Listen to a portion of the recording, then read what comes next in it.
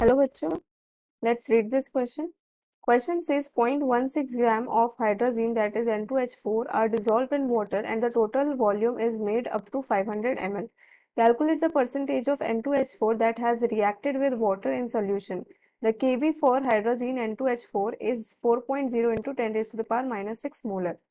Okay, तो की concept देखो यहाँ पे क्या यूज करेंगे बच्चों. की कॉन्सेप्ट आपका जो कंसंट्रेशन होता है, कंसंट्रेशन का फॉर्मूला होता है मोल्स डिवाइडेड बाय वॉल्यूम. और वॉल्यूम कैसा होना चाहिए, लीटर में होना चाहिए. और मोल्स को कैसे लिख सकते हैं, मोल्स हमारा होता है given weight upon molecular weight. Simple. Okay. और केबी का फॉर्मूला क्या लिखेंगे हम, केबी का फॉर्मूला हमारा होगा product concentration divided by reactant concentration, और उनकी स्टोकियोमेट्रिक कोफिशिएंट जो होगी वो पावर बन जाएगी. ठीक है, ये हमारे तीन कॉन्सेप्ट यहाँ पे यूज होंगे. तो आपको रिएक्शन जो होगी वो ऐसे है, reaction NH4 N2H4 sorry N2H4 reacting with water and will form N2H5 plus OH minus, ये बनेगा. अब आपका मोल्स क्या लिखेंगे, N2H5 का मोलर मास क्या होता है, N2H4 का मोलर मास हो जाएगा आपका 28 प्लस 4 दैट इज 32 ग्राम पर मोल. ओके. और आपका मोल्स में लिखूं, moles of N2H4, it will be equals to given mass that is 0.16 upon molar mass that is 32. ये हो जाएगा. कंसंट्रेशन लिखूं तो concentration of N2H4 capital bracket से ऐसे रिप्रेजेंट करते कंसंट्रेशन, तो वो हो जाएगा मेरा moles that is 0.16 divided by 34 in divided by volume. Volume कितना है, 500 ml. इस ml को मैं लीटर में कन्वर्ट करूंगी बाय डिवाइडिंग इट विथ 1000, और वो ऊपर जाके क्या हो जाएगा, मल्टीप्लाई हो जाएगा. तो मेरा ये आ गया आपका कंसंट्रेशन 0.01 मोलर.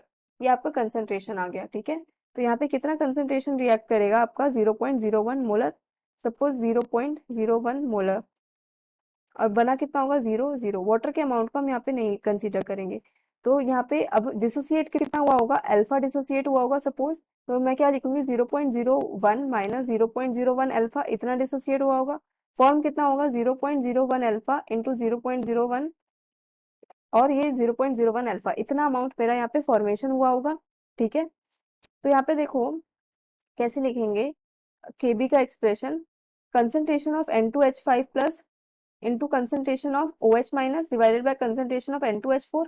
तो ये हो जाएगा 0.01 alpha into 0.01 alpha divided by 0.01 minus 0.01 alpha. Alpha यहाँ पे क्या है मेरा, डिग्री ऑफ डिसोसिएशन बोल लो या अमाउंट या परसेंटेज रिएक्टेड. यहाँ पे मैं लिख देती हूँ, alpha is percentage of N2H4 reacted. ठीक है, ये तो अगर यहाँ पे मैं देखूं 0.01 कॉमन निकाल के कैंसिल कर देंगे तो ये हो जाएगा 0.01 alpha square divided by 1 minus 0.01. अब देखो 0.01 जो है वो वेरी वेरी लेस देन है, क्या है, 1 से.